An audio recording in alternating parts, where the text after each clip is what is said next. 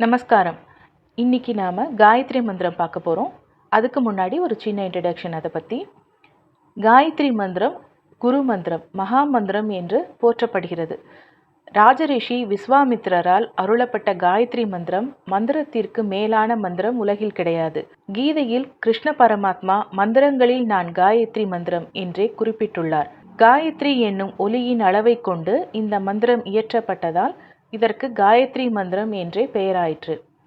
ரிக்வேதத்தின் 3வது மண்டலத்தின் பாடலாக உள்ள இந்த காயத்ரி மந்திரம் காயத்ரி என்றும் சாவித்ரி என்றும் சரஸ்வதி என்றும் பெயர்கள் உண்டு.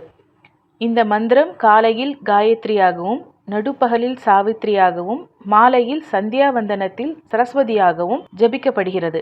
இதை ஜபிப்பவர்கள் அதிகமான பிராணசக்தியை பெற்று ஆயுள் விருத்தி அடைவர் என்கிறது வேதம். இதை சொல்வது மட்டுமல்ல, கேட்பதும் அநேக பலன்களை தரும் என்கிறார்கள் ஆன்மீக பெரியோர்கள். அதனால இங்க இருக்கிற இந்த ஸ்லோகத்தை நீங்களும் மனப்பாடம் பண்ணுங்கோ. கேட்டாலும் நல்லது, படிச்சாலும் நல்லது. நன்றி.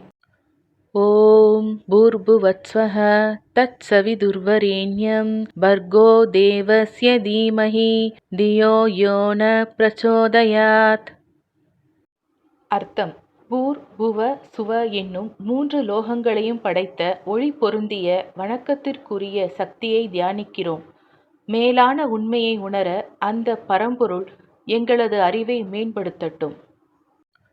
ஓம் பூர்புவத்ஸ்வஹ தத்சவிதுர்வரேண்யம் பர்கோ தேவஸ்ய தீமஹி தியோ யோ ந பிரச்சோதயாத். We meditate on the luminescent, worshipable power that created the 3 worlds, the physical world, 4, the mental world, Bhuva, and the spiritual world, Suva. May that supreme divine enlighten our intellect and guide us towards the higher truth. Thank you. Please subscribe our channel and support us.